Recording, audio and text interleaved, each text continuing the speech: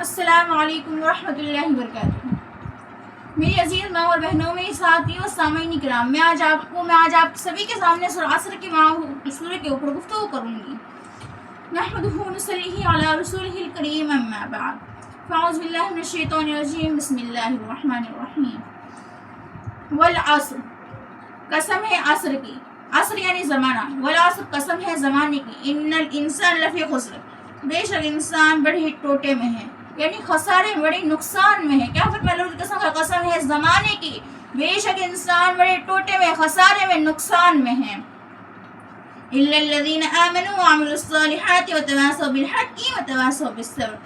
الا الذين آمنوا وعملوا الصالحات، مگر وہ لوگ جو ایمان لائے اور نیک عمل کیا۔ کون؟ جو خسارے میں نہیں ہے، کون ہے وہ؟ مگر وہ لوگ جو ایمان لائے، ایمان لانے کے بعد وہ نیک اعمال کیا، وہ لوگ خسارے میں نہیں ہیں۔ وتواصوا بالحق، اور آپس میں حق کی تلقین کرتے ہیں، یعنی آپس میں حق بات کہتے ہیں اور لوگوں کے حق کی تاکید فرماتے ہیں۔ وتواصوا بالصبر، اور آپس میں صبر کی تاکید فرماتے ہیں، صبر اختیار کرتے ہیں اور صبر کی ہمت دیتے ہیں۔ تو میری ماں اور بہنوں، سورہ عصر، اس کا ترجمہ یہ ہے، قسم ہے عصر کی، اللہ کی قسم کھا رہا ہے، قسم ہے زمانے کی، بس انسان خسارے میں ہے، ٹوٹے میں ہے، نقصان میں ہے، مگر وہ لوگ کون؟ جو ایمان لائے، نیک اعمال کیا، وہ اس سے بری ہے۔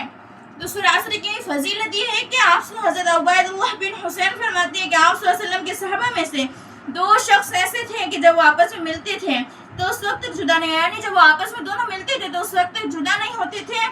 جب تک کہ ان میں سے ایک دوسرے کے سامنے سورہ عصر نہ پڑھ لیں۔ یہ فضیلت سورہ عصر کی، یعنی اس وقت تک دو دوست جب ملتے تھے وہ اس وقت تک جدا نہیں ہوتے تھے جب تک کہ آپس میں سورہ عصر نہ پڑھ لیں۔ اور امام شافعی رحمۃ اللہ علیہ نے فرمایا اگر لوگ اسی سورے میں تدبر کر لیتے ہی ان کے لیے کافی تھی۔ کیا فرمایا امام شافعی رحمۃ اللہ علیہ، اگر لوگ اسی سورے میں تدبر کر لیتے، تدبر یعنی غور و فکر کر لیتے اس سورے میں، تو یہ سورے ہی ان کے لیے کافی تھی۔ یعنی انسان کے لیے ایک سورے کافی، اگر وہ اس سورے میں غور و فکر کرے تو اس کو معلوم ہو جائے ہر چیز، مگر انسان اتنی غفلت میں ہے کہ قرآن بھی نہیں پڑھتا۔ تو میری ماں اور بہنوں، توازی اس کی ہے کہ انسان کا عمر کا زمانے کے سر مہینے، یعنی اس میں آیا نا انسان خسارے میں ہے، قسم عصر کی، تو اس میں ہر سال، مہینے، دن، رات، بلکہ گھنٹے اور منٹ اگر غور کیا جائے تو یہی اس کا سرمایہ ہے، یعنی اس کے پاس یہی چیز ہے جس کے ذریعے وہ دنیا اور آخرت کے منافع عظیم عجیب بھی حاصل کر سکتا ہے، اور عمر کے اوقات اگر غلط اور برے کاموں میں لگا دیے تو یہی اس کے لیے وبال جان بھی بن سکتے ہیں۔ یعنی یہ جو گھنٹے، منٹ، سیکنڈ، دن، عمر، سال جو اس کو دیے گئے ہیں، یہ اس کا سرمایہ ہے۔ اگر اس میں چاہے جو کچھ کر سکتا ہے اور اس نے نیک اعمال کیے اور زندگی اچھی طرح گزار لی تو پھر اس کے لیے جنت ہے، اللہ اس سے راضی ہے، رسول اس سے راضی ہے۔ اگر وہی اس نے برے کام میں نکال دیے اور غلط کام میں استعمال کیا، گھنٹے، منٹ، سیکنڈ، اپنی عمر کو ضائع کر دیا تو اس کے لیے وہ وبال جان بن جائے گے اور اس کے لیے جہنم ہوگی، اللہ اس کے رسول کی ناراضگی ہوگی۔ بعض علماء نے فرمایا حیات دکن نفس تعطف اکلما مزہ نفس منہا تقضیت به الجزا، یعنی تیری زندگی چند گنے ہوئے سانسوں کا نام ہے، جب ان میں سے ایک سانس گزر جاتا ہے تو تیری عمر کا ایک جز کم ہو جاتا ہے۔ یعنی کیا فرمایا، تیری زندگی ہی چند گنے ہوئے سانسوں کا نام ہے، ان میں سے ایک سانس گزر جاتا ہے تو عمر کا ایک لمحہ کم ہو جاتا ہے۔ تو ہمیں چاہیے، ہماری عمر بڑھ نہیں رہی، ہماری عمر گھٹ رہی ہے، چاہیے اللہ اس کے رسول کو راضی کرے، جنت پانے کی خواہش کرے، اللہ اس کے رسول کو ناراض نہ کرے، ان کے دین پہ چلی جیسے آپ صلی اللہ علیہ وسلم نے بتایا، جیسے آپ صلی اللہ علیہ وسلم لے کر آئے، اللہ حضور نے ان کو بتایا، ویسے ہم اس پر عمل کریں۔ تو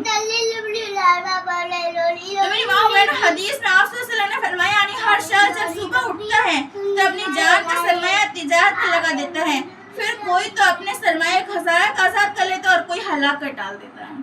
یعنی انسان جب صبح اٹھتا ہے تو اپنی زندگی کا سرمایہ لگا دیتا ہے تو اس میں کیا کوئی تو انسان کامیاب ہو جاتا ہے اور کوئی خسارے میں ڈال دیتا ہے، یعنی کوئی گناہ کر کے، بدعمال کر کے اسے اپنے خود کے لیے پاؤں میں کلہاڑی مارتا ہے جہنم کے لیے۔ اور میری ماں اور بہنوں،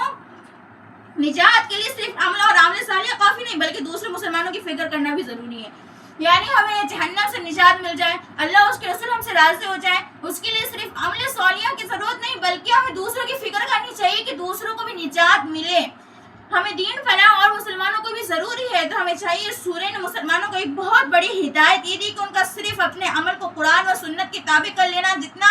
اہم اور ضروری، اتنا ہی اہم یہ ہے کہ دوسرے مسلمانوں کو بھی اپنے عمل صالحہ کی طرف بلانے کا مقدر بھی کوشش کریں، ورنہ صرف اپنا عمل نجات کے لیے کافی نہ ہوگا۔ یہاں نجات کے لیے کافی نہیں کہ اللہ اس کے یہ بھی ضروری ہو اس کے لیے کہ دوسرے لوگ جو بھٹکے ہوئے ہیں اور جو اللہ اس کے رسول کے دین پر عمل نہیں کرتے ان کو بھی اپنے ساتھ لے کر آئے اور اپنے عمل کی کوشش کروائے،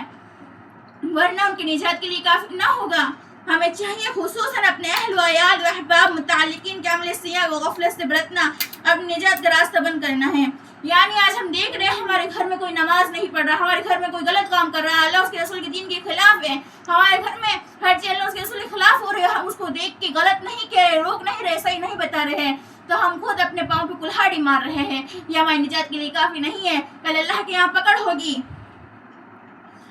ہم خود اپنی نجات کا راستہ بند کر رہے ہیں، ہم غلط کو دیکھ کے غلط نہیں کہہ رہے، ہماری نجات کے لیے راستہ بند کرنا ہے، اگرچہ خود کیسے ہی عمل کا صالح کا پابند ہو۔ اس لیے قرآن و حدیث میں ہر مسلمان پر اپنی اپنی مقدت کے مطابق عمل بالمعروف اور نہی عن المنکر کرنا فرض کیا گیا ہے۔ یعنی امت مسلمہ پر یہ فرض کر دیا گیا ہے کہ عمل بالمعروف اور نہی عن المنکر کرو، یعنی نیکی کا حکم دو اور برائی سے روکو، برا کرتے ہوئے دیکھو تو اس کو روکو، اگر روکنے کی طاقت نہ رکھو تو اس سے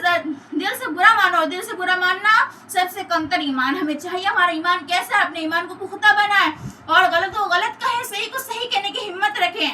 اور آج ہمارا گھر کا، ہمارا اہل و عیال کا حال ہے کہ آج امت مسلمہ میں اور کوئی کسی کو ٹوکتا ہی نہیں، کوئی دیکھتا ہاں غلط ہے تو غلط رہن دیتے ہیں، اگر ہم یہ ایسا کریں گے تو ہماری نجات کے لیے کافی نہ ہوگا۔ تو آخر میں اللہ اس معاملے میں عام مسلم بلکہ بہت سے خواہش تک غفلت میں مبتلا ہے، خود عمل کرنے کی کافی نہیں سمجھتے، اولاد و عیال کچھ بھی کرتے ہیں اس کی فکر نہیں کرتے۔ یعنی آج ہمارا یہ حال ہے